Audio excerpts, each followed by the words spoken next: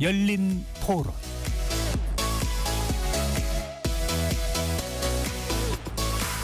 안녕하십니까. KBS 열린 토론 배종찬입니다.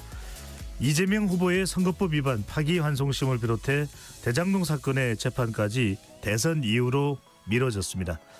대법원의 파기환송 선고 이후 속도를 내오던 선거법 위반 재판이 다시 속도를 늦추게 되는 것인데요.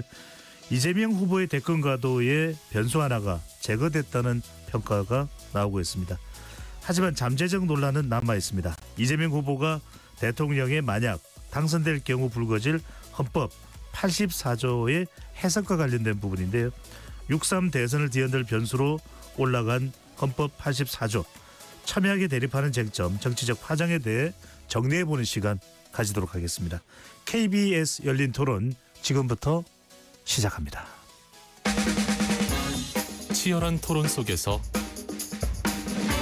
더 나은 세상을 찾아갑니다.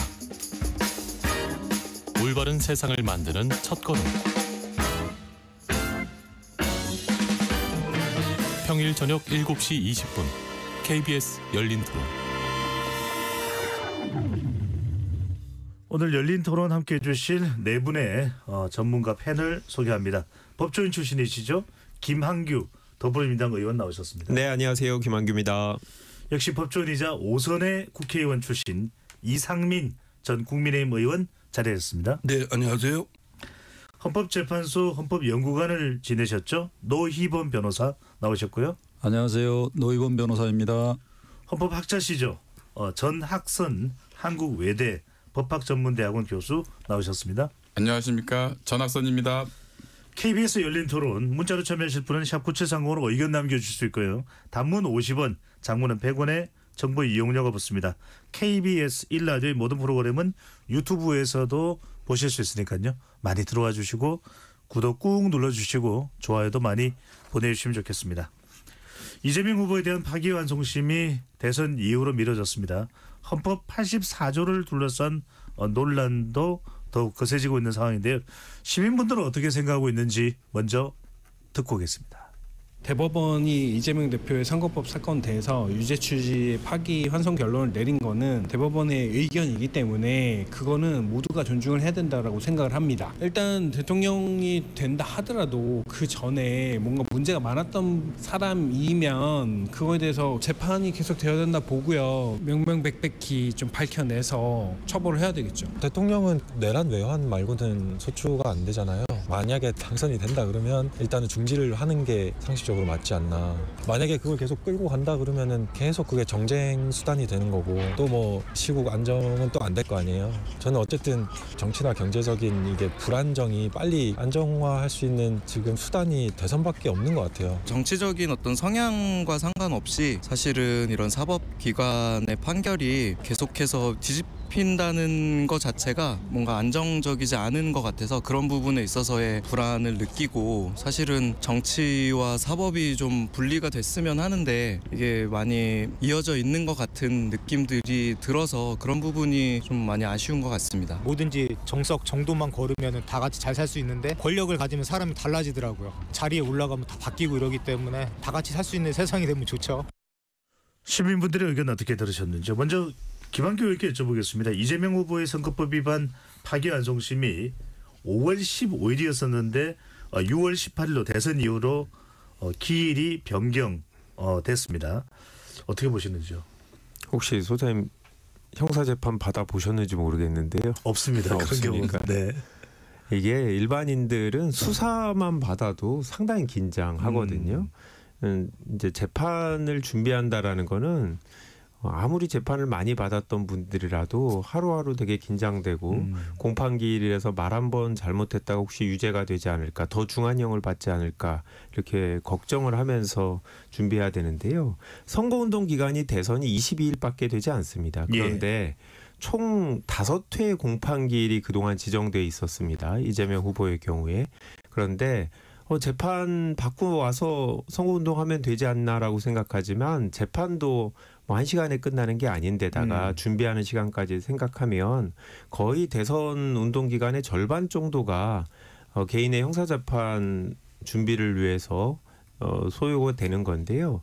이게 이재명 후보 본인이 아니라 국민들을 위한 결정이었다고 생각합니다. 국민들이 후보들이 어떤 사람인지 어떤 얘기를 하는지 어떤 행보를 보이는지를 보고 소중한 한 표를 판단하기 때문에 예. 그런 국민의 참정권을 실질적으로 보장하기 위한 결정이라 저는 뭐 상식에 맞는 판단이고 너무나 다행스럽다라고 판단하고 있습니다. 기 의원님 확인차 하나만 여쭤보겠습니다. 네. 방금 전에 이제 대선 전에 15일 말고도 재판일이 잡혀 있었다고 말씀하셨습니까? 네. 정청래 법사위원장이 6월 3일 투표일 재판 잡혀 있었다는데 사실입니까? 그날도 결심 재판이 잡혀 있죠. 위중교사죄 사건도 항소심이 진행 중인데 네. 항소심 사건의 결심이 6월 3일로 6월 3일 정해져 투표일 있는 날요? 상태에 있는 거고요. 그러다 보니까 이제 먼저 공직선거법 사건부터 기일 변경이 됐고 네. 연이어서 나머지 사건들도 선거운동 기간의 기일들은 모두 변경이 된 상태입니다. 알겠습니다. 이전 의원께서는 어떻게 보시는지요? 이게 또 국민의힘에서는 다른 시각을 가지고 있는 것으로 보입니다. 물론 매우 우려스럽습니다. 또 걱정도 되고요. 또 제가 법조 경험이나 뭐 국회의원 경험에 비춰볼 때 처음 들어보는 경험일 뿐만 아니라 처음 아는 지식입니다. 처음 있는 일이죠. 초유의 일이라고 생각되는데 판사들이 정치인들의 그 힘에 의해서 무릎을 꿇었다라고 표현을 하지 않을 수 없는 사건이다. 당초에 4월 15일로 예정된 공판기일을 그것도 뭐 판사들이 자체적으로 이렇게 해서 한 것이 아니고 그냥 국회에서 대법원장 탄핵한다, 대법관들 청문회야 한다, 뭐 하면 그 재판부에 대해서 탄핵을 곧바로 돌입하겠다, 뭐 이런 등등의 겁박을 받다 보니까 네. 저는 굴복했다고 봐요. 근데 이런 선례가 매우 안 좋은 선례다라고 생각되고 이거는 그 형식적 이건 종래 뭐 군부 정권의 경우에 뭐 판사들을 겁박하는 경우가 있었다 하더라도 그거는 물리력이고 불법적인 방법이니까 그거는 뭐 형사처벌로 하면 곧바로 뭐 정리하면 될 문제지만 예. 이거는 합법적인 그러니까 외관상 보기에는 겉으로는 합법적인 절차를 거치면서 실제로 뭐 국회의 의결을 거쳤다든가 위원회의 의결을 거쳤다든가 이런 방법을 통해서 사실은 그 재판부한테 이런 압박을 가해서 결국 공판기일 변경도 재판이거든요. 그걸 예. 바꾼 거는 특히 다른 사건은 모르겠어요. 저는 뭐 대장동 사건이야 이런 건 뭐 저 사실 언제 끝날지 하세월이니까 그런가 보다 하겠는데 공직선거법은 그 이재명 후보가 유죄 판결을 받으면 이거는 출마도 못하는 거예요. 근데 이미 대법원에서 유죄 취지 파기환송 판결을 받은 사건이고 거의 뭐 유죄 판결이 확정될 것이 예견되어 있는 판결인데 예. 그거에 대해서 유권자인 국민들한테도 제대로 된 정보도 제공하고 또 선택권도 주기 위해서는 서둘러 했어야 되지 않을까요? 알겠습니다. 네. 노변 선생님께서는 어떻게 보시는지 방금 전에 이제 이전 의원께서는 사법부가 정치인들에게 무릎을 꿇은 것이다. 그리고 일각에서는 대선 투표일 전에 양형 선고가 나올 수 있다 그런 보도가 있기는 또 했었거든요. 어떻게 보시는지요?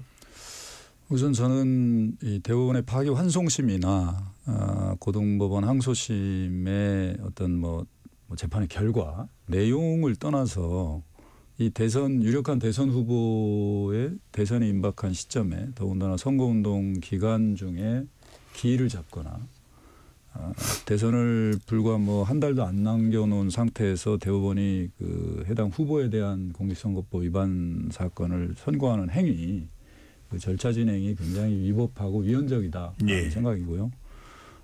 다행스럽게 이번에 항소심에서 기일 변경 신청에 따라서 기일을 변경한 것은 그나마 다행이고 지금 주권자들이 이 대선을 통해서 국민주권을 행사하는 것을 방해하지 않도록 법원이 이제서 좀 바로 잡은 것이 아닌가. 그래서 천만 다행이라는 생각이 들고요. 예. 앞으로 이런 일이 저는 뭐 특정 후보를 염두에 두고 하는 얘기는 아닙니다. 국민 주권이 실현되는 이 중차대한 시기에 사법부가 이게 개입하거나 사법부가 국민 주권 실현에 어떤 장애물을 놓는 형태로 이루어진다는 것은 매우 부적절하고 잘못된 것이다라는 점이고요. 다행스럽게 기일 변경이 돼서 순조롭게 주권자들이 투표권을 행사할 수 있게 돼서 다행이라고 생각합니다. 예. 그냥 관련해서 잠깐 여쭤보겠습니다. 이 사법부에서 이재명 후보의 공직선거법 위반 공판기를 변경해 준 것은 헌법 111조 대선 후보자의 선거운동 기간 중 체포, 구속 금지를 규정한 공직선거법 11조 이걸 통해서 받아들인 겁니까? 저는 뭐 꼭 그렇다고 보지는 않고요. 뭐 헌법 116조 선거운동의 자유, 기획운동이 더 근본적인 이제 의미가 있다고 보고 예.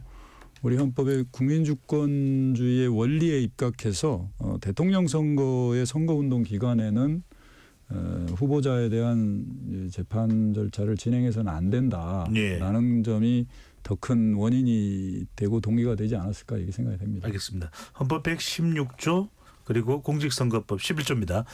전학선 교수께서는 어떻게 보시는지요? 이 공판기일 변경에 대해서요? 예, 사실 여태까지 우리나라 사법부가 잘한 것도 있지만 물론 잘못한 것도 있죠. 특히 최근에 들어와서 특정 후보라든가 특정 집단에 유리하게 나타나는 그런 이제 결과가 나타나는 현상들이 있었기 때문에 그런 것 좀 조정할 필요는 있었다 이런 생각이 들고요. 그다음에 이제 공직선거법 사건과 관련돼서 법에는 1심은 6개월, 항소심 3개월, 3심 3개월 이렇게 돼 있는데 지금 공직선거법 이재명 후보 관련된 사건에서는 1심에서가 한 2년 넘게 걸렸죠.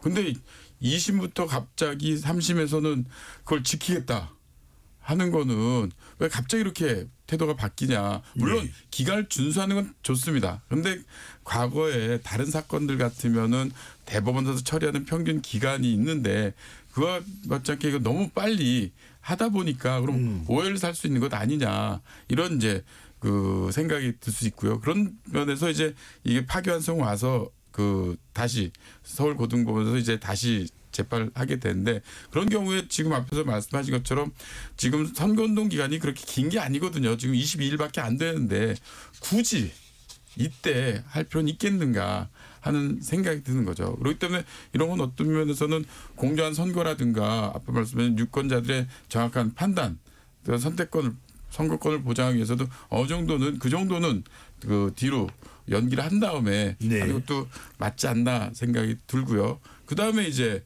그 뭐 헌법 공정한 선거운동, 그다음에 공직선거법 11조, 네, 공직선거법 11조 후보자 그 보호는 그 사형 무기 또는 7년 이상 장기 7년 이상 징역인 걸 제외하고는 그 후보자에 대해서는 체포나 구속할 수 없고 또 병역 소집도 유예되는 걸로 돼 있을 겁니다. 그렇기 때문에 근데 공직선거법 그 허위사실 공표죄는 아마 그 5천만 원, 3천만 원이고 5년 장기 5년이기 때문에 그 적용은 되지만 그것 때문에 사실 그런 건 아니고요. 제가 볼 때는 그 위에도 당연히 그 헌법 11조 왜냐면 지금 그 이재명 후보가 체포나 구속될 사유는 아니기 때문에요. 네. 그렇기 때문에 그거는 그것 때문에 연기한 건 아니다 이렇게 생각이 됩니다. 예. 그런데 제가 좀 짧게 반론을 제기하면요. 네.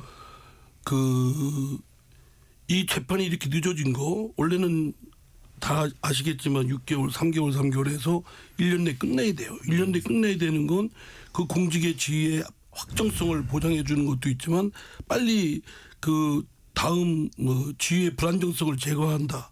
그리고 또 유권자의 선택권에 대해서도 또 그걸 보장해 주기 위해서 한 건데 이런 분이 그리고 공직선거법에 따르면은 일정한 100만 원 이상의 그 처벌을 받게 되면 출마를 못 해요. 다음 일정 기간 동안.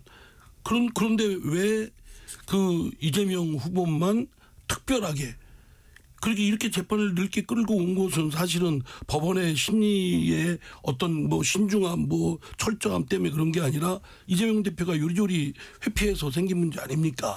그리고 이것이 지금 다른 정치인 같으면 국회의원을 출마하건 다른 뭐 지방선거에 출마하건 예. 이런 일이 있으면 출마를 못해요. 알겠습니다. 그 유죄 이미 대법원에서 유죄 취지 판결을 받았는데 그분이 만약에 나중에 대통령 임기 끝나고 나서 이제 뭐 저 민주당이 정권을 만약에 잡게 된다면 그 법안이 지금 그 발의한 법안이 통과되고 그러면 임기 중에는 또 저 재판도 할 수 없어요. 예. 그럼 임기 이후에 만약에 확정돼서 이분이 저 유죄 취지 출마도 할 수 없는 알겠습니다. 형을 받았을 경우에는 예. 그런 경우는 어떻게 되는 겁니까? 네. 그래서 김한규 의원을 여쭤보겠습니다. 그러면 이제 이재명 후보의 이 공직선거법 위반 혐의 서울고등법원의 파기환송심이 6월 18일로 이제 재판이 연기됐습니다. 네. 그러면 선거 결과가 어떻게 나올지는 모릅니다. 네. 뭐 당선이 될 수도 있고 그렇지 않을 수도 있는데 당선이 된다 하더라도 이제 현직 대통령 신분입니다. 그러면 6월 18일 재판을 받겠다는 의미로 이해를 해야 되나요? 어떻게 이해를 해야 되나요? 그거는 이제 법원의 판단에 따라야 되는 거죠. 예. 근데 이제 저희는 법원이 당선자에 대해서는 헌법 84조 취지를 고려해서 진행 중인 재판도 중지하고 대통령 임기가 끝나고 나서 재판을 속개하는 게 맞다라는 생각을 갖고 있는 거니까요. 그 부분에 대해서는 뭐 당연히 사법부의 권한입니다만 재판 정말 뭐 이재명 후보가 당선된다면 그 이후에 진지하게 그 부분에 대해서 논의가 있어야 되고 법원의 결정이 있을 거라고 생각하는데 저희는 저희 해석이 맞기 때문에 뭐 이따 얘기하시겠지만 형사소송법 개정안을 내갖고 그 부분을 좀 명확하게 하려고 하는 겁니다. 바로 그 부분을 여쭤보려고 합니다. 사법부의 판단을 기다려본다고 방금 전에 또 김 의원께서 말씀하셨는데 또 한편으로는 명확하게 하기 위해서 형사소송법 개정안 즉 대통령의 이 당선이 되는 경우 형사재판을 현직 대통령에 대해서는 정지할 수 있는 것이 김용민 의원이 대표 발의를 했습니다. 이 법안을 추진하는 이유 상당히 좀 논란의 소지는 또 있어 보이는데요. 어떤가요? 저는 이제 헌법 84조가 논란의 대상은 아니고 저는 명확하다고 생각을 했어요. 이제까지는. 근데 갑자기 이제 이재명 후보가 당선될 것 같으니까 이제 논란을 만들고 있는 거죠. 정치권에서. 그렇다라고 생각하는데 실질적으로 대통령의 선출권, 그러니까 국민이 대통령을 선출한 그 권리가 보장되기 위해서는 5년 동안 특별한 문제, 여기서는 뭐 내란 외환죄를 범하지 않으면 윤석열 전 대통령처럼 이 국정 운영에 전념할 수 있도록 하는 취지니까 그런 사회적 합의가 저는 있다라고 생각하고요. 그래서 뭐 당연히 이제 84조의 취지에 따라서 지금 진행 중인 사건들, 이재명 후보의 사건들도 중단돼야 된다라고 생각합니다. 그런데 아까 말씀드린 대로 법원의 판단을 기다려야 되지만 혹시라도 법원이 이 해석에 대해서 실질적으로 판단을 제대로 못하고 여러 법원들에서 알아서 하도록 그렇게 놔두게 되면 사회적 혼란이 초래될 수 있기 때문에 국회에서 이걸 법으로 명확하게 하자라는 거고 아직 개정안이 나왔을 뿐이지 뭐 본회의를 통과된 게 아니기 때문에 현 상태에서는 일단 법원의 권한이다라고 아까 말씀드린 겁니다. 네. 이상민 전 의원께서는 어떻게 보시는지요? 법무부에서도 그렇게 지적을 했습니다. 그 범죄인의 대통령직이 범죄인의 도피처가 될 수 있다. 또 이게 재임 중에 내란 외환죄를 경우에는 소추되지 아니한다라고 했으면 그러면 이미 재판 중인 건 지금 이제 문제되는 건 이미 진행 중인 그 형사재판의 경우를 중지시킬 수 있느냐 여부가 문제되지 않겠습니까? 그걸 이제 중지시킨다는 건데 그건 과도한 특혜죠. 이미 재판이 형사적으로 진행 중인 사건에 대해서는 대통령이라 할지라도 헌법에 특별한 헌법에 그와 같은 불소추 84조 조항이 둔 건 그거 외에는 인정을 안 한다는 헌법적인 결단이고 그렇다면 나머지 그 사항에 대해서 그 대통령의 경우 예외를 특혜를 주는 거는 그거는 과도한 특혜입니다. 그러니까 평등권의 원칙에도 위배되고 그래서 저는 그래야 될 필요성도 없고요. 그럴 정도의 형사재판을 이미 받고 있는 사람 같으면 사실 뭐 우리 김한규 의원님이나 저나 공천공당이라면 공천도 못 받아요. 공천 소리도 못 내고 지방의회에 지방의원들 공천도 못 받습니다. 소문만 나도 수사를 받는 것만으로도 공천이 못 받는데 아니 오히려 대통령은 더 엄격한 그런 기준이 필요한데 네. 그런 경우에 이걸 문을 열어서 하나의 도피처 역할을 해주는 그 법을 굳이 만들 필요가 있는가? 공익적으로 합당하지도 않다고 생각됩니다. 네. 먼저 전학선 교수께 여쭤보고 노희부 변호사로 가겠습니다. 진행 중인 재판에 대해서 대통령 당선이 되는 경우 재판의 중지 어떻게 보시는지요? 우리 헌법 84조가 사실은 1948년 헌법부터 규정돼 있던 조항이거든요. 근데 여태까지 형사재판을 받고 있는 사람이 대통령에 당선될 거란 생각을 못했었죠. 우리나라에서. 그렇기 때문에 이거에서 아무도 별로 이렇게 연구들 잘 안 했고 그렇게 적응되기가 쉽지 않을 것이다. 이래서 했던 거죠. 근데 사실 어떻게 보면은 여태까지 제가 볼 때 소추란 개념에 과연 재판이 포함됐었는가 이런 얘기 자체가 없었거든요. 그래서 그냥 보통적으로 얘기하면 소추는 기소를 얘기하는 게 아니었나 이렇게 가볍게 생각을 했던 거죠. 사실은. 그래서 이제 근데 지난번 이 전에도 이번 대선 전에도 왜 홍준표 지금 이제 다 정계 은퇴했지만 지난번 대선에 출마할 때도 이런 문제가 있었죠. 예. 그래가지고 그 형사재판이 계속 될 수 있느냐 이게 이제 문제가 됐었습니다. 그런데 사실 전 취지는 그 재판이 정지되는 게 맞다고 봅니다. 왜냐하면 안정적인 국정 운영을 위해서 예를 들면 뭐 대통령 후보가 시절이나 그 전에 저 도로교통법 위반한 거 가지고 대통령 된 다음에 계속 재판하겠다 이런 거 너무 과한 건 아니냐. 이럴 때는 취지는 당연히 그 재판이 정지되는 게 맞지만 근데 현행 헌법 규정상 보면은 그 내란 뇌한죄를 제외하고는 그 형상소추를 받지 아니한다고 돼 있거든요. 그럼 형상소추가 뭐냐 했을 때 취지는 재판이 정지된다고 봐야 되겠지만 규정을 보면은 예를 들면 우리 헌법재판소법 34조를 보면 거기에 재판, 소추, 뭐 범죄에 관한 자료를 요청할 수 없다는 식으로 나옵니다.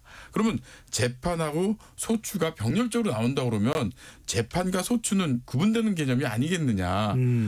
재판이 소추에 포함된다 그러면 재판 옆에 소추란 단어를 병렬적으로 쓸 이유가 없다는 거죠. 그렇다면은 우리 현행 헌법 규정에 의하면 이것이 재판이 계속 할 수가 있다. 할 수 있다는 겁니다. 뭐 해야 된다는 건 아니고 할 수 있다는 것이고 그것은 결국 또 법원이 재판 진행을 어떻게 하느냐 이 문제가 될 수가 있겠죠. 그래서 현행 헌법 규정에 의한다면은 재판은 계속 할 수는 있다고 본다는 겁니다. 예, 재판과 소추가 다른 개념으로 이렇게 이해를 하신다는 건데 한 가지만 여쭤보고 노희문 변호사로 가겠습니다.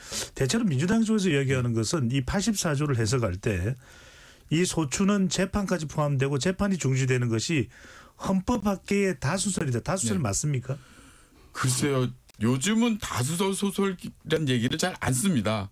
왜냐하면 학계에 그 수백 명의 그 헌법학자들이 있기 때문에 이게 어느 게 다수설이다 이런 얘기를 쉽게 못하죠. 알겠습니다. 노 변호사님은 이 재판 중인 대통령이 당선됐을 때 진행 중인 재판이 중지되는 거 이 부분 어떻게 보시는지요? 네, 당연히 재판은 정지된다고 봅니다. 우리 헌법 84조의 형사상 소추되지 아니한다. 재직 중.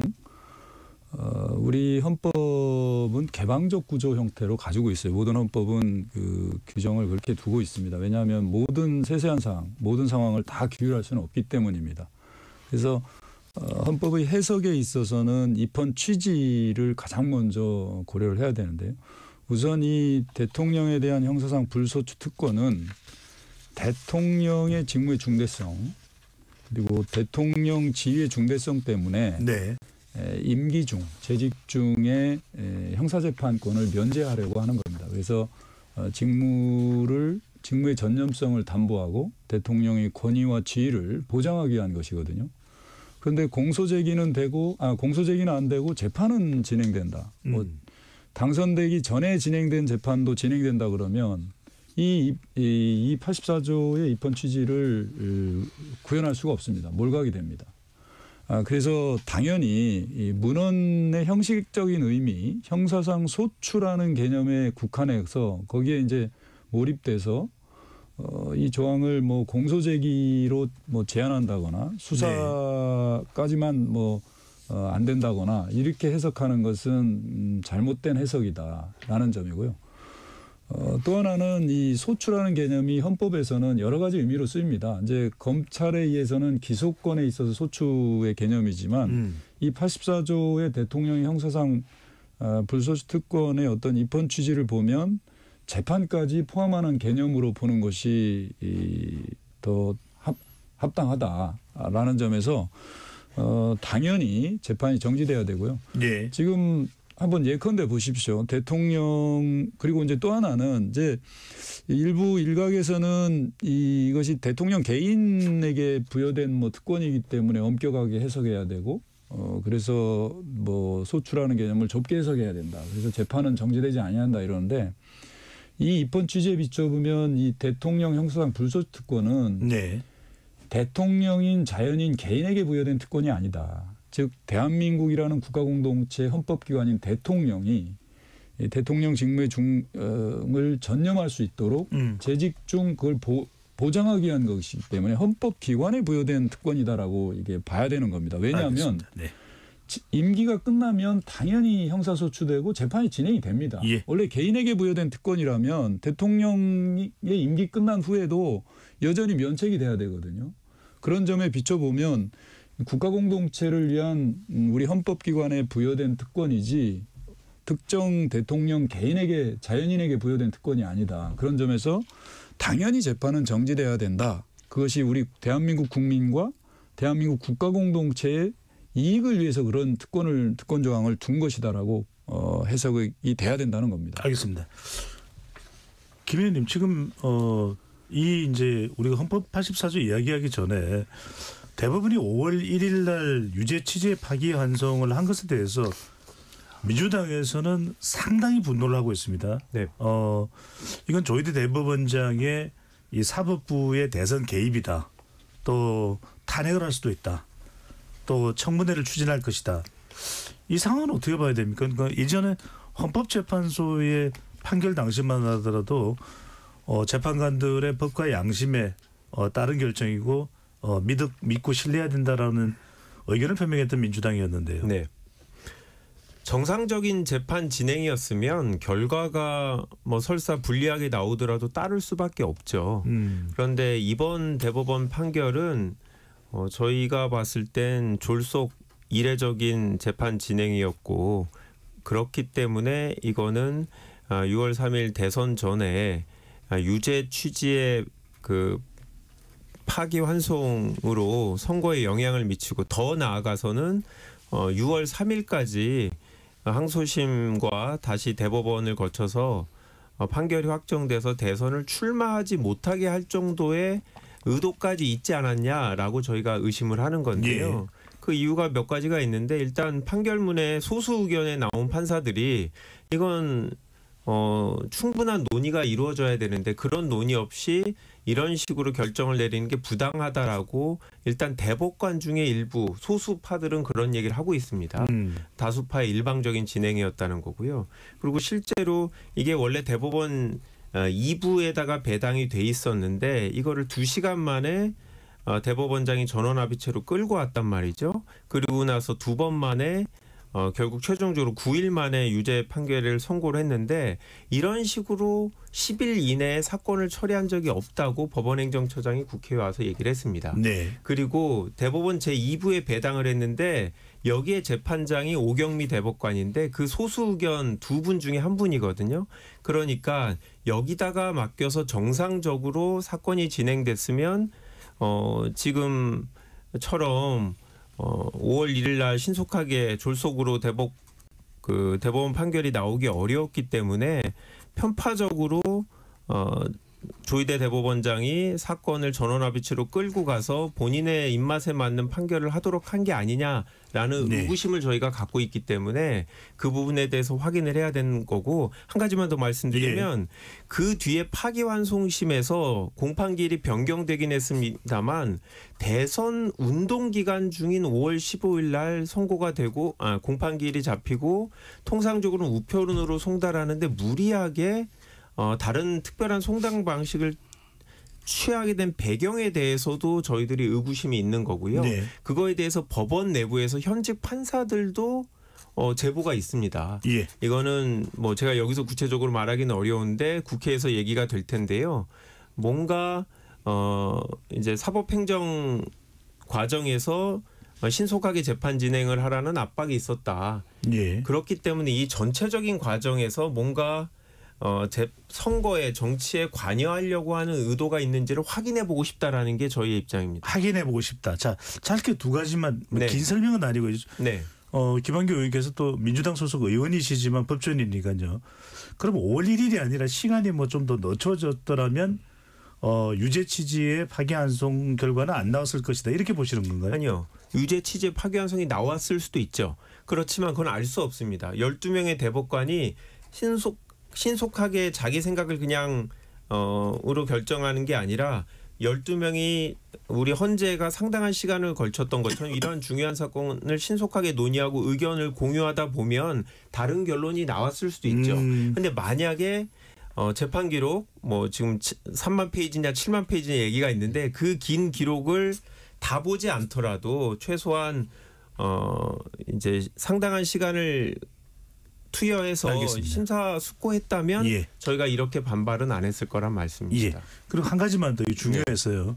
민주당에서는 조희대 대법원장에 관련해서 윤석열 전 대통령과 가까웠고 그래서 정치적 의도를 가지고 판단한 것이다 이렇게 얘기하는데 김한규 의원께 여쭙습니다. 조희대 대법원장이 대법원장의 위치가 아니라 윤석열 전 대통령과의 사적인 관계에 의해서 이번 결정을 내렸다고 보시는 건지요? 사적인 관계가 어떤지는 모릅니다. 그건 중요한 부분이 아닌 거고요. 민주당에서 그렇게 이야기를 하고 있으니까. 그렇게 의심하는 분이 있는 거고요. 관계가 어떻건 이례적으로 정상적이지 않은 방향으로 진행을 했다는 그 배경은 알 수가 없죠. 그냥 민주당이 싫었을 수도 있고 이재명 후보가 싫을 수도 있고 아니면 뭐 다른 이유가 뭐가 있는지 모르겠지만 여하튼 겉으로 드러난 재판 진행 이 절차적인 부분에 대한 문제 제기를 하고 있는 겁니다. 자, 전학성 교수께 여쭤보겠습니다. 지금 방금 전에 김한규 의원을 제가 길게 여쭤본 건 중요해서 여쭤본 겁니다. 대법원이 이렇게 5월 1일로 결정한 것이 법적인 이유 이외에 다른 이유가 또 있었다고 보시는지요? 글쎄요, 뭐 재판이라는 사실은 재판은 빨리 진행하는 게 좋죠. 왜냐하면 재판이 길게 되면은 그거는 결국 또 형사재판 같은 건 피고인의 형사적 지위가 불안정하기 때문에 빨리 진행하는 게 좋은데 다만 문제는 이 사건에서 다른 것과 다르게 이렇게 너무 신속하게 처리를 하다 보니까 또 그 피고인이 누굽니까? 지금 이렇게 대선 후보인데 굳이 이렇게 빨리 할 필요가 있겠는가 하는 거죠. 내용적인 면에서는 뭐 그 유죄 취지의 파기환송을 하든 아니면 상고 기각을 하든 그거는 뭐 어떻게 보면 그 대법관들의 어떤 그 양심에 따른 재판을 하는 데 있어서 그거는 잘 함부로 얘기하기 굉장히 겁납니다. 다만 법리적으로는 저도 이제 할 얘기는 있거든요. 그 내용적으로는. 근데 그건 그 차치하고 재판 진행 절차에 있어서도 너무 이렇게 다른 사건과 달리 이렇게 진행을 하다 보면은 결국은 오해를 살 수가 있는 거죠. 그러니까 과거에는 사법부의 독립을 보장하기 위해서 여러 가지 중요하다고 생각하는데 지금은 거꾸로 사법의 정처를 어떻게 막을 것이냐 이런 얘기들도 서서히 나오고 있는 것은 굉장히 우려스러운 일인 거죠. 네, 제가 이상민 전 의원께 좀 늦게 기회를 드리는 이유는 자 이야기를 다 들어보시고 어떻게 판단하셨는지요? 우선 이제 우리 교수님께서 굳이 이 사건을 이렇게 서둘러 할 필요가 있었냐? 아니 물론 통상적인 사건이라면 저도 동의합니다. 그리고 지극히 이례적으로 빨리 했다는 것도 동의합니다. 그런데 이 사건은 시간에 쫓기지 않을 수가 없었어요. 말하자면 2년 처음 기소된 지 2년 7개월이나 됐어요. 무려 법에서 정한 1년이라는 기간을 넘어서 1년 7개월을 초과했고 그리고 바로 당사자가 지금 그 1심에서 유죄 판결을 받았고 그 판결을 받았으면 아예 출마도 못할 사람이 지금 대선 출마해서 지금 제 유력 후보로 지금 있는 입장에서는 대법원으로서 빨리 가늠을 정해야죠. 그래서 대법원에서 저는 뭐 상고 이유 제기된 상고 이유 중에 그 필요한 부분만 봤다는 거에 대해서 저도 충분히 수긍 갑니다. 충분히 할 수 있고 그래서 저는 당연히 이거는 굳이가 아니라 빨리 했어야 되는데 그 책임은 더구나 그 피고인인 이재명 후보한테 있는 것이고 그리고 이거는 국민들의 유권자로서의 그 정치적 판단권을 제대로 행사하도록 하는데 또 공직선거법의 무력화를 막기 위해서도 이것은 빨리 했어야 된다라고 생각되고요. 그럼 저는 적절하게 했다고 봅니다. 그리고 이미 조희대 대법관이 공직선거법은 빨리 해야 된다고 본인이 취임 초부터 이렇게 천명했던 것이고 계속 판사들한테 독려도 했던 부분이에요. 그리고 이미 예고됐고 이미 또 민주당에서도 사실은 이거 빨리 진행되니까 이재명 후보의 사법 리스크를 털어주는 거 아니야? 저 굉장히 좋아들 했어요. 제가 뭐 이렇게 저렇게 하는 분들 이렇게 보고 신문의 반응도 보고 굉장히 기대를 많이 했는데 아마 그게 더 괘씸했겠죠. 기대와 다르게 정반대 유죄 취지의 파기환송이 났으니까. 그러나 그는 그렇다 하더라도 지금 그거를 이유로 해서 저 대법원장을 뭐 탄핵한다 등 또는 대법관 12명을 청문회를 해서 다 국회로 불러들인다는 등 이렇게 되면 그거는 결국은 사법부에 대한 그 압박이고 결국 우리가 잘 지켜줘야 될 사법권의 독립을 침해하는 그리고 또 아주 안 좋은 선례가 된다고 생각합니다. 민주당도 지금은 다수당이지만 훗날 소수당이 될 수 있잖아요. 이 부분은 어떻게 보시나요? 사법부의 압박이라는 설명을 해주셨는데요. 저희는 이제 국민들의 분노가 생각보다 더 커서 저희도 놀라고 있어요. 많은 분들이 아니 공판기일 이제 연기됐으니 그만해도 되는 거 아니냐라고 얘기를 하시는데 저희가 대선 승리만 보면 그렇게 할 수도 있어요. 그런데 평소에 뭐 저희 당에 그렇게 우호적이지 않은 그냥 중도나 정치 저관유층도 이상하다. 법원이 그러면 우리의 사건들도 그러면 기록 잘 안 보고 재판하는 거야? 대법원장이 사건 빨리 하겠다고 하면 빨리 할 수 있고 이럴 수 있는 거야? 라는 내용들을 여전히 하시거든요. 그래서 지역구 의원들이 여전히 여론이 이 부분에 대해서 확인을 해봐야겠다. 라는 판단을 하는 거고요. 저희가 탄핵을 하겠다고 결정을 한 적은 없고 지도부에 위임을 한 상태고요. 탄핵은 중대한 헌법이나 법률 위반이 확인돼야 되는 건데 네. 지금은 의구심과 목적에 대한 의심이 되는 상황이라 그 부분을 확인하려면 저희가 수사권이 없기 때문에 국회로 부르는 수밖에 없습니다. 알겠습니다.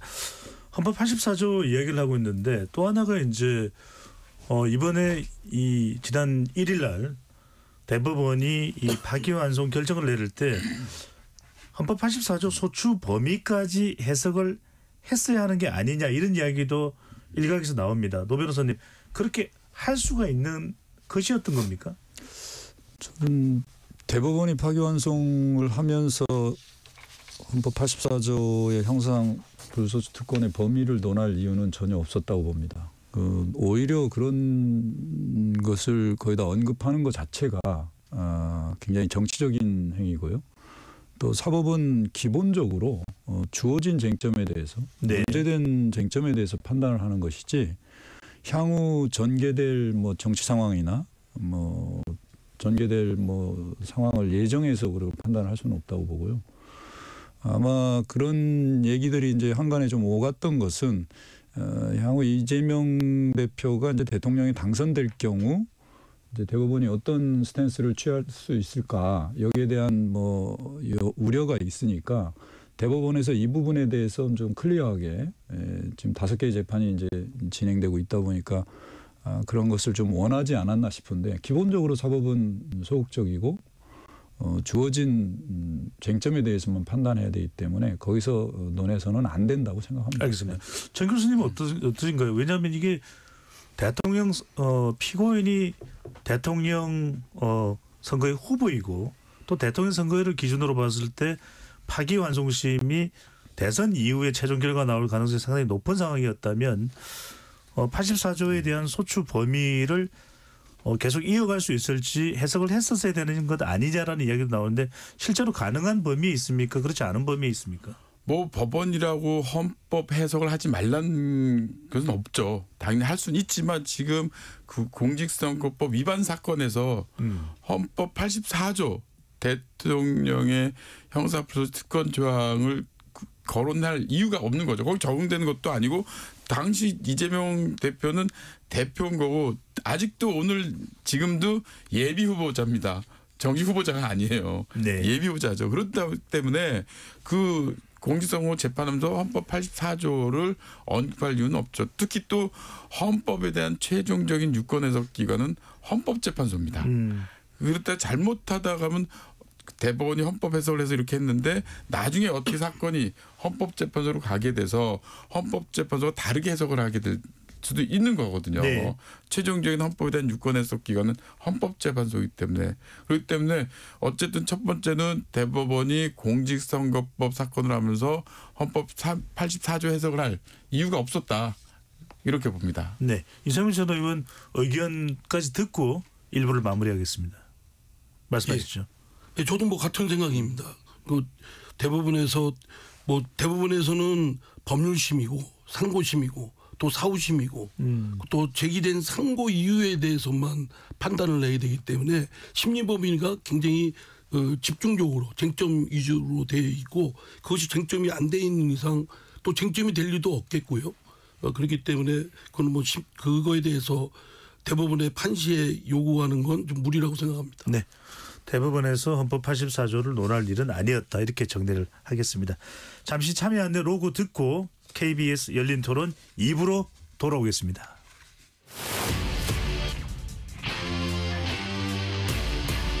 토론에 정답은 없습니다. 토론이 세상을 바꿀 수도 없습니다. 하지만 질문은 새로운 세상을 만들 수 있습니다. 질문으로 올바른 세상을 만드는 첫걸음 KBS 열린 토론.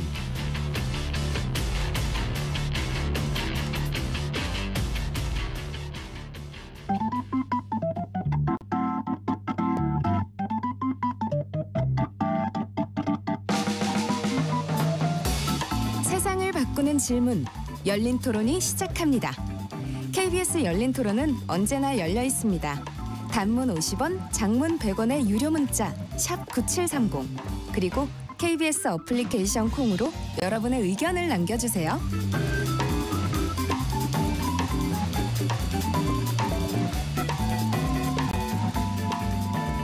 KBS 열린 토론 2부 이어가겠습니다. 헌법 84조 논란, 쟁점과 파장에 대해서 살펴보고 있습니다. 스튜디오에 이상민 전 국민의힘 의원, 노희범 변호사, 전학선 한국외대 법학전문대학원 교수, 김한규 더불어민주당 의원 네 분과 함께하고 있습니다. 전 교수님, 예. 이재명 후보와 관련된 재판 총 5개입니까? 네. 5개입니다. 여기에 이제 기소된 공동 피고인들이 있다고 합니다. 네. 이들의 이제 재판 진행 여부도 이제 논란인데 공동 피고인들은 지금 헌법 84조 말 그대로 대통령의 특권 대상이 아니거든요. 이 그렇죠. 부분은 어떻게 봅니까? 그럼 이 사람들은 같이 재판을 받고 있는데 대통령은 중단되더라도 계속 이어지는 겁니까? 그 헌법 84조를 어떻게 해석하느냐에 따라서 뭐 만약 이재명 예비후보자가 대통령 당선되면 재판이 정지될 수도 있고 뭐 계속될 수도 있겠지만 그 헌법 84조의 형사 불소추 특권은 대통령에게 부여된 겁니다. 좀 아까 예. 노희범 변호사님께서 말씀하셨다시피 이건 개인 자연인에게 주어진 특권이 아니라 국가기관인 대통령에게 주어지는 거거든요. 그렇다면 그 이외에 다른 사람들은 형사 불소추 특권이 적용될 수가 없는 거죠. 근데 다만 이제 문제는 형사 재판에 있어서 공범이냐 정범이냐 종범이냐에 따라서 누구가 어떤 사람의 재판 진행이 어렵다 그러면 다른 사람의 재판도 하기 어려운 경우도 있을 수가 있거든요. 그런 그 각 사건의 특성에 따라서 다른 사람들 같은 경우는 그 헌법 84조가 적용될 수는 없지만 재판 스타일에 따라서 사건 유형에 따라서는 재판을 하기 어려운 사건도 있을 수 있다. 이렇게 봅니다. 그런데 김 의원님 이 네. 같은 공동 피고인들이 정확히 어떤 사례들이 있는지는 구체적으로 잘 모르겠습니다만 그러면 어차피 이들이 재판을 하면서 만약에 이제 그 공동 피고인에 포함되는 사람이 현직 대통령이라면 계속 거론될 수밖에 없고 또 이 공동 피고인들이 어떤 형을 확정받느냐에 따라 사람들이 그러면 계속 재판을 받았더라면 저 형을 받는 거, 저 형의 이상을 받는 거 아니야 이렇게 생각할 수도 있지 않을까요? 그런 오해를 하실 수도 있는데 실제로는 그렇지 않은 게 사건이 참 많죠. 저도 다 기억할지 모르겠는데 대장동 사건, 백현동 사건, 성남 FC 사건, 위중교사 사건, 대북 송금 사건 뭐 이런 부분들이 있는데요. 많은 사건들이 실무자들이 기소가 되고 시장이나 도지사 이 어떤 관리자로서의 이재명 후보가 같이 기소된 사건들이 있습니다. 그래서 공범들이 설사 유죄를 받더라도 이분들이 이재명 대표에게 보고 없이 이재명 후보하고 공모하지 않고 독자적으로 형사 죄책을 지을 만한 상황이었을 수 있기 때문에 그건 별개로 봐야 될 거고요. 그래서 재판 진행은 저는 공범들은 해야 된다라고 봅니다. 그분들을 위해서도 그게 맞을 것 같고요. 그리고 설사 그중에 일부가 유죄가 된다고 할지라도 이재명 후보에 대한 재판은 임기가 끝나고 나서 다시 해보면 공범에 대한 유무죄 판단하고는 달리 무죄가 나올 수 있기 때문에 그 부분을 국민들께서 오해하진 않으셨으면 좋겠습니다. 이 부분은 이상민 전 의원께서는 어떻게 보시는지. 자, 저도 대통령은 진행이 안 되는데 같은 사건의 다른 공동 피고인들은 계속 진행이 되고 유죄 또는 무죄형을 또 확정받을 수도 있거든요. 이거는 이제 그 민주당이 발의한 그 법안이 통과된 것을 전제로 한 거죠. 예. 그죠? 예. 예. 그러니까 통과가 아직 안 됐으니까 사실은 통과 안 돼도 대법원이 그렇게 결정하겠죠. 법원이. 대법원이 그렇게 할 거예요? 법원이 아예 해주셔야죠. 국민이 뽑았는데. 근데 어쨌든 아직 대선 결과는 모르니까 계속 이어가 주시죠. 네. 그 민주당이 발의한 법안이 통과됐을 때 이제 대통령 임기 이재명 후보가 대통령 당선되고 그리고 그 임기 중에 그 재판이 정지된다는 것을 전제로 할 때 그 일반론으로 따지면 딴 공동 피고인은 해야 된다고 생각합니다. 원칙적으로. 그러나 또 아까 우리 정 교수님 말씀하셨더라 재판을 하다 보면 관련 사건이 있어서 재판을 진행하기가 어려운 사정이 생길 수가 있을 경우가 있을 거예요. 그런 경우는 뭐 재판이 대통령 임기 이후로 미룰 수밖에 없는 특단의 사정이 있지 않는 한 원칙적으로는 뭐 별개로 재판이 진행이 돼야 된다고 생각합니다. 네. 정 교수님, 근데 이제 6월 18일로 날짜가 일단은 잡혀 있습니다. 공직선거법 위반 파기심 한송심의 경우에는 이제 공판기일이 변경이 됐어요. 그러면은 지금 김한규 의원 말씀으로는 만약입니다. 대선에서 이재명 후보가 당선되면 6월 18일은 그럼 의미가 없어지게 되는 겁니까? 그 84조 헌법 84조 해석을 그 재판이 정지된다고 해석하는 것에 따르게 되면은 만약 이재명 지금 예비 후보자가 당선이 되면 지금 이 선거는 그 중앙선관위가 당선자 발표하는 시점부터 임기가 시작되는 거거든요. 예. 그렇다면은 6월 18일 날 그 재판을 할 수 없게 되는 거예요. 왜냐하면 6월 3일 날이 지금 선거죠. 그러면 선관위가 6월 4일 날 최대한 빨리 당선자를 그 결정할 겁니다. 왜냐하면 늦게 할수록 하루를 까먹게 되는 거거든요. 그럼 그 순간부터 임기가 시작돼서 모든 이재명 대표에 대한 형사 재판은 정지가 된다는 얘기가 된다는 거죠. 예. 노희분 변호사는 어떻게 보십니까? 그러면은 아직 이제 대선 결과 나오지 않았기 때문에 6월 18일이 존재하는 거지만 그러면 대선에서 만약 이재명 후보가 당선되는 경우에는 대선 날짜 이후로 잡혀 있는 모든 재판은 그냥 날짜 자체가 별로 의미가 없게 되는 겁니까? 그렇습니다. 뭐 제가 아까 말씀드렸다시피 헌법 84조는 재직 중 대통령이라는 대한민국의 헌법 기관의 직무 전념성을 담보하고 대통령의 지위와 권위를 보장하기 위한 거기 때문에 재직 중에는 모든 재판 절차를 진행할 수 없다. 그래서 뭐 지금 민주당에서 새로 형사정법을 개정해서 재판정지에 관한 규정을 두고는 있지만 네. 설령 그 법이 뭐 효력 발생을 하지 않더라도 당연히 정지된다라고 이제 해석이 되고요. 다만 이번에 파기환송심 재판부에서는 누가 대통령이 될지 아직 모르는 상황이었기 때문에 뭐 기일 변경 신청에 대해서 기일 변경을 해준 거죠. 다만 조금 더 사려 깊은 재판부였다라면 저 같으면은 기일을 추정했을 것 같아요. 6월 18일로 잡지 않고 누가 당선되는지 봐서 헌법 84조에 대한 해석을 다시 한번 해야 될 필요가 있지 않겠습니까? 예. 그렇게 했었으면 더 좋았는데 당장 한 달 뒤에 뭐 재판을 또 열겠다라고 함으로써 일반 국민들로 하여금 여전히 헌법 84조에 대해서 법원의 일부 재판부에서는 재판이 계속 진행되는 것으로 이렇게 인식을 줄 우려도 있었다라는 점에서 좀 아쉽다는 생각은 듭니다. 알겠습니다. 이게 제가 한 말씀만 더 짧게 말씀드리면 안 좋은 이번 공판 연기 결정이 안 좋은 예다라고 하는 것이 이번에는 공판 기일을 대선 이후로 미뤘어요. 민주당이 법안 발의한 거는 재임 중에는 말하자면 재판을 중지돼요. 그러면 이재명 후보가 대선에 승리해서 대통령이 되면 그동안은 이제 재판이 진행 안 되죠. 그리고 또 무슨 법을 냈냐면 아예 처벌법규를 없애는 법안을 또 냈어요. 허위사실 공표 관련된 부분을 좀 전에 그 대통령이 입법부의 그 입법 독주에 대해서 견제하는 법률안 거부권도 행사 못합니다. 그러면 통과되겠죠. 그러면 완전히 면책이 되고 또 민주당도 이해관계자가 있어요.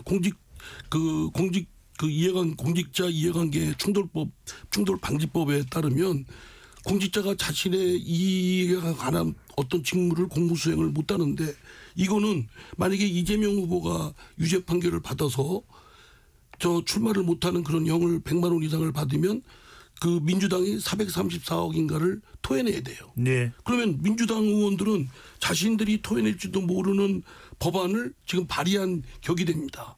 그 아주 제가 볼 때는 안 좋은 예들을 지금 하고 있는데 문제의식 없이 이거는 그렇게 해서는 그러기 때문에 이번에 공판 연기 결정은 매우 잘못된 것이고 사법부가 외형상으로나 내용적으로나 매우 잘못된 것이다라고 생각합니다. 알겠습니다. 그래서 아주 어려운 질문을 지금 드리겠습니다. 우리 작가가 준비한 매우 어려운 질문을 김한교 의원과 이상민 전 의원께 드리겠습니다. 자, 김한교 의원께 먼저요. 만약 재판이 진행된다고 가정한다면 두 가지 쟁점이죠. 공직선거법 위반 혐의 관련해서 1. 김문기와 골프를 치지 않았다. 2. 백현동 개발에 국토부 협박이 있었다. 이 결과를 어떻게 전망하십니까? 뭐 가정에 기반해서 말씀드리기는 어렵죠. 이렇게 어려운 질문엔 이렇게 답변을 하면 되는데 그래도 작가님이 서운해하실까 봐 답변을 드리면 뭐 파기환송의 취지가 유죄 판결을 하라는 거니까 유죄 판결을 선고할 가능성이 있겠죠. 다만 저는 이상민 의원님은 계속 이제 공직선거에 출마할 자격이 없게 된다라고 하셨는데 그렇지는 않습니다. 왜냐하면 형이 100만 원 이상으로 선고돼야지만 그런 거고요. 저희가 기억을 되살려 보면 1심 판결이 선고되기 전에 소위 서초동에서는 위중교사 사건은 유죄, 공직선거법 사건은 무죄 또는 100만 원 미만의 형이 선고될 거라는 게 일반적인 견해였습니다. 그렇다고 하면 유죄가 선고될지언정 100만 원이 넘지 않는 그러니까 공직선거법 상 이제 출마 자격이 제한되는 형이 선고되지 않을 수 있다. 안아야 된다. 않을 가능성이 높다라고 작가님께 말씀드립니다. 김 의원님 그냥 궁금해서 더 여쭤보면 그럼 100만 원 미만이면은 지난 대선에서의 선거 비용 434억 원도 국고 반납을 할 필요는 없는 겁니까? 네, 그렇습니다. 이상민 전 의원께서는 두 가지 내용, 김문기와 골프를 치지 않았다. 백현동 개발에 국토부 압박이 있었다. 이 부분에 대한 이 유죄 취지 파기환송심의 결과 어떻게 나올 것으로 전망하시는지? 저는 당연히 그 1심 판결 자체가 당연히 그 사리에 맞고 적합한 법률을 적용했다. 그거를 2심에서 이제 무죄로 뒤집어 버려가지고 문제가 생겼던 건데 대법원이 그거를 바로 잡았던 것뿐이에요. 그리고 이것이 단순히 그 이재명 후보가 허위 사실을 얘기한 게 아니라 예. 대장동이라는 더 큰 범죄를 숨기기 위해서 그래서 김문기 씨를 모른다고 했던 골프 치러 갔다는 사실에 대해서 다른 사실 허위 사실을 한 거고 또 백현동 건인가요? 그거는 국토교통부의 협박을 받았다라고 한 거는 백현동이라는 더 큰 비리를 숨기기 위해서 한 것이기 때문에 알겠습니다. 죄질이 매우 안 좋죠. 네, 그래서 양형은 어느 정도로 예상하시는지? 저 같으면 뭐 1심보다 더 높이 하겠는데 네. 1심은 유지하겠습니다. 알겠습니다. 제가 잠깐 그럼 한 말씀. 예, 말씀하시죠, 정 교수님. 저는 그 판결에 대해서 좀 문제가 있다. 이제 말씀하신 정확히 두 개인데 그 골프하고 백현동 국토부 협박인데 일단 국토부 협박은 어떤 지에 쓴다면 이재명 예비후보자가 경기도지사일 때 국정감사에서 한 발언이거든요. 그런데 예. 그거는 저희는 우리 국회 증언감정법이 있습니다. 거기에서 보면 거기 증언이나 감정, 참건으로 진술한 거는 그 법에서 정한 것 이외에는 처벌할 수 없도록 이렇게 규정이 되어 있습니다. 거기는 그래서 뭐 어떤 죄가 있냐면 국회 모욕죄, 국회 불출석죄, 그다음에 위증 등의 죄 세 가지가 있습니다. 예. 그래서 국회 고발이 있어야지만 그 세 개의 죄로 처벌할 수 있고 나머지는 처벌을 불이익을 할 수 없다고 돼 있는데 문제는 그거에 대해서 그 국회 증언감정법으로 처벌할 수 없죠. 왜? 민주당이 고발을 할 이유가 없으니까요. 예. 그러니까 이제 허위 사실이라면서 마치 과거에 국회의원의 면책 특권이 적용 안 되는 그 직무하는 너무 허위인 경우는 국회의원의 면책 특권이 적용되지 않는다 하면서 공직선거법을 적용했거든요. 그래서 전 그건 법률적으로 잘못됐다. 국회 증언감정법에 의하면 그건 국회 그 국정감사에서 발언한 건데 그럼 국회 증언감정법이 적용이 돼서 그 법 위엔 처벌할 수 없는 건데 공직선거법을 적용할 때 잘못됐 때문에 잘못되는 거고 두 번째 이제 그 골프 쳤냐 안 쳤냐 예. 이건데 그거는 사실 뭐 판사들마다 그걸 허위를 할 거냐 인식에 대한 발언이냐 이게 달라질 수는 있다고 봅니다. 근데 제 개인적으로 그것도 형량은 그거 가지고 징역 1년 좀 너무 과한 거 아닌가 이런 생각은 듭니다. 알겠습니다. 자, 여하튼 우리가 이제 헌법 84조를 가지고서 오늘 이야기를 주로 하게 되니까요. 노 변호사님. 예. 대법원에서 계속 재판을 하겠다고 하더라도 헌법 84조에 대한 해석은 또 남습니다. 그러면 이제 헌법재판소로 넘어가게 될 텐데 헌법재판소에서는 어떤 판단을 하게 될 가능성이 높을까요? 우선 저는 뭐 가장 이 문제가 이제 뭐 지금 민주당에서 재판중재에 관한 법률이 만들어지더라도 그 법의 뭐 위헌성 여부나 이런 것들이 만약에 이재명 후보가 이제 당선이 돼서 대통령이 지위 있더라도 임기 내내 이 부분이 굉장히 비판이 되고 국민들 야당 나중에 이제 야당이 되면 야당에서 정치적 공격의 대상이 될 거라고 저는 생각이 되는데요. 그 점은 대한민국 국민이나 대한민국이라는 국가 공동체에 굉장히 불행한 일이에요. 왜냐하면 대한민국의 대통령이 국가 원수인데 뭐 피선거권의 존부에 대해서 계속적으로 논란이 되고 네. 이랬을 경우 그 지위나 권위가 많이 상실되기 때문에 국정 운영에 상당히 많이 부담이 될 것이라고 생각이 됩니다. 그래서 이거를 원천적으로 해소해 둘 필요가 있고 그거는 바로 헌법재판소가 헌법 84조 형사 불소추 특권의 범위에 관해서 네. 깔끔하게 정리를 해줘야 될 필요가 있다. 그래야만 법원에서의 어떤 재판, 물론 이제 대법원이 불소추 특권에 재판이 포함된다고 해서 뭐 다른 5개의 재판이 다 정리될 수도 있겠죠. 그렇지만 다른 법원에서 다른 판단할 가능성도 물론 있다고 보여지고요. 또 이 부분에 대해서는 헌법재판소가 최종적으로 판단하면서 모든 네. 국가기관, 그다음에 법원, 지방자치단체에 대해서 어떤 결정의 효력이 기속됨으로써 예. 이 헌법적인 논란에 대해서 종지부를 찍는 것이 가장 이상적이다라고 알겠습니다. 저는 생각이 됩니다. 네. 지금 말씀하신 상태로 말씀을 해주시는 게 좋을 것 같습니다. 네. 그 마이크가 조금 일정한 간격이 있어야 좋아서요. 네. 그러니까 저도 노 변호사님 말씀대로 물론 이제 유권 해석을 어느 기관에선가 내려야 되는데 이게 헌재로 가게 되면 사실 대법원과 헌재 간의 갈등처럼 보여질 수 있기 때문에 사실 대법원이 스스로 결정할 기회가 있었습니다. 이 공직선거법 이 상고심 사건에서 5월 1일 날 결정할 게 아니라 대선이 끝난 이후에 결정을 하면서 만약 이재명 후보가 당선이 된다면 대통령이 당선됐기 때문에 불소추 특권의 규정을 이렇게 해석을 한다라고 결정을 내렸으면 판단을 했으면 그게 진행 중인 나머지 4개 사건에도 선례가 돼서 구속이 될 수 있는데 지금은 대법원이 갖고 있는 사건이 없습니다.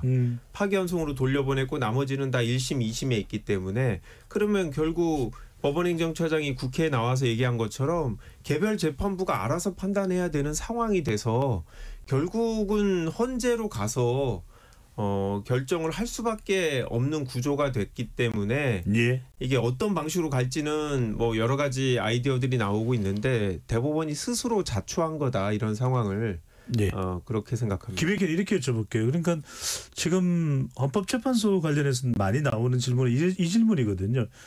이재명 후보가 대통령이 된다면 헌법재판관을 이제 임명할 수 있는 권한이 생겨야 됩니다. 지금도 이제 임기가 다 돼서 이 권한 바로 대통령이 되자마자 누가 대통령이 될지는 모릅니다만 아직까지 가정을 하는 겁니다. 그래서 헌법재판소가 당사자인 대통령의 영향을 받아서 대통령에게 유리한 결정을 내릴 가능성이 매우 높지 않겠냐. 왜 이 재판과 관련돼 있기 때문에 이런 의구심을 가지고 있거든요. 이 부분은 어떻게 보십니까? 그러면 윤석열 전 대통령이 임명한 헌법재판관들이 대통령 파면을 안 했겠죠. 그건 재판관들을 제 생각할 때는 약간 모욕하는 걸로 들릴 수가 있을 것 같은데요. 그런 이야기가 있어서 질문을 맞습니다. 실제로 이번에 대법관들 중에 10분은 윤석열 전 대통령이 임명해서 다 파기환송에 찬성을 했던 거고 다수 의견이었고 문재인 전 대통령이 임명한 2분은 반대를 했고 마치 이 정치적인 견해에 따라서 임명권자에 따라서 다른 결론이 나오는 이게 가장 최악의 이 상급심 판결인데 그래서 헌법재판소는 그런 모습을 보이지 않기 위해서 이번에 8대0으로 결정이 나오기까지 되게 숙려하고 서로 논의하고 의견을 조율해가는 점이 있었다고 생각하고요. 지금 만약에 이재명 후보가 대통령이 당선돼도 9명 중에 2명을 임명하는 거 아닙니까? 알겠습니다. 그러면 7분은 아닌데 무조건 이재명 후보한테 유리하게 나올 거다라고 예측하는 건 틀리다고 생각합니다. 이전 의원께서는 어떻게 보시는지요? 저는 뭐 거듭 말씀드리지만 하여튼 그렇게 하는 것이 대통령이 되면 그 어떤 범죄를 저질러서도 그 도피처를 제공하는 것이다라고 생각되고요. 제 질문은 죄송합니다. 제 질문은 대통령이 되면 대통령이 그 사건과 관련돼 있기 때문에 헌법재판소에 영향을 줄 수 있는 것 아니냐라는 지적이 나와서요. 당연히 뭐 실질적으로 영향을 줄 수 있겠죠. 그러나 이제 그 영향을 받느냐 안 받느냐의 문제는 그 당의 그 재판관들의 자세 뭐 이런 건데 뭐 경우에 따라서 보는 입장에 따라서 영향을 받았다 안 받았다가 달라질 텐데 제가 보는 입장에서는 그 이번 사법법원 서울고등법원의 7부의 그 공판 연기 결정은 뭐 영락없이 봤고요. 헌법재판소의 그런 결정들도 상당수 여론의 영향을 받은 건 사실이다라고 생각됩니다. 네, 정 교수님 혹시 외국의 경우에는 지금 우리가 논의하고 있는 이 내용과 관련해서 뭐 헌법 84조와 같은 그런 규정이 있습니까? 그래서 대표적으로 제가 알기로는 뭐 정확한 똑같은 규정은 없지만 프랑스 예가 아주 재밌는 경우가 있습니다. 프랑스가 전에 헌법이 어떻게 됐냐면 대통령 같은 경우는 직무승에 있어서 대역죄를 범한 경우를 제외하고는 책임을 지지 않는다고 규정을 해놨었습니다. 그러면서 대통령에 대해서는 오뚜꾸드 지스라고 해서 뭐 고등재판소, 고등탄핵재판소 여러 가지 번역을 하긴 하는데 거기서만 이제 모든 재판을 한다고 해놨었습니다. 그러다가 2000년인가요? 그때 그 자크 시락 대통령이 파리 시장 재직 시에 뭐 공금위원과 여러 가지 이제 그게 밝혀서 과연 현직 대통령 재판할 수 있느냐 했더니 그에 대해서 그 대법원 아니 파기원이라고 하는데 꾸드 카사스는 거기하고 프랑스 헌법재판소가 재판 못한다고 이렇게 해버렸습니다. 진행 중에 있는 재판은 아니었던 집행 거죠? 중은 아니죠. 네. 그래가지고 왜냐하면 그에 대해서 이제 논란이 많았거든요. 대통령을 재판할 수 있느냐 없느냐 논란이 많았는데 결국 그래가지고 2007년도에 네. 헌법을 개정해가지고 아예 대통령 상대로 소송을 걸 수도 없고 대통령은 증인 소환도 안 되고 참고인 소환도 안 되고 재판 행정당국도 요청을 할 수 없다고 했습니다. 그러니까 대통령을 상대로 모든 재판을 할 수 없다고 해버린 겁니다. 그러니까 어떤 문제가 있냐면 대통령을 상대로 이혼 청구 소송도 못하는 겁니다.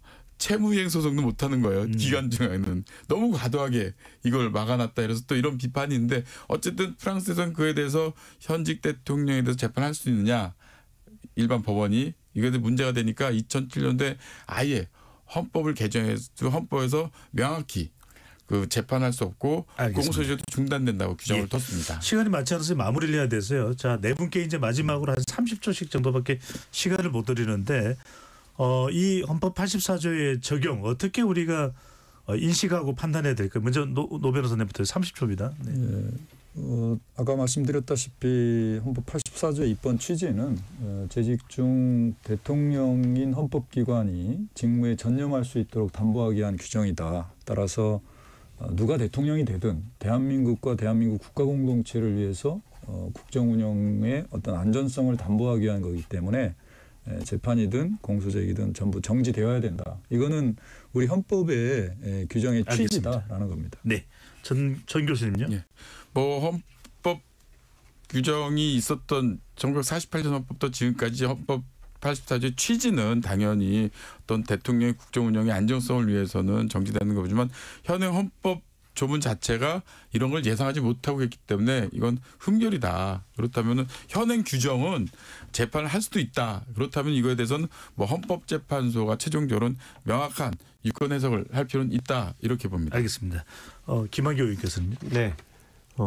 헌법의 취지는 대통령의 국정 운영 전념을 할 수 있는 그 환경을 만들어주기 위한 것이라고 생각합니다. 이 조항은 특정 후보나 대통령이 아니라 대통령을 선출한 국민 그리고 대통령이 국정에 전념함으로써 이익을 얻을 우리 국민 모두를 위한 조항이라고 생각하고 재판은 임기가 끝나고 나서 받으면 된다. 알겠습니다. 네. 네.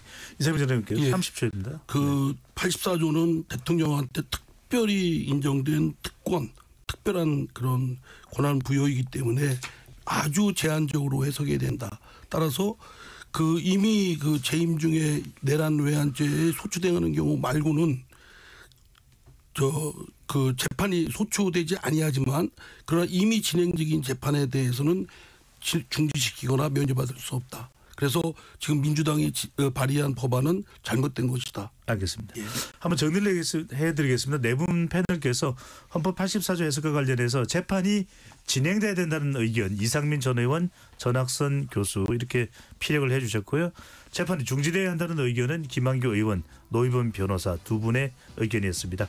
KBS 열린 토론 이것으로 모두 마무리하겠습니다. 네 분 토론 고맙습니다. 네, 감사합니다. KBS 열린 토론 배종찬이었습니다.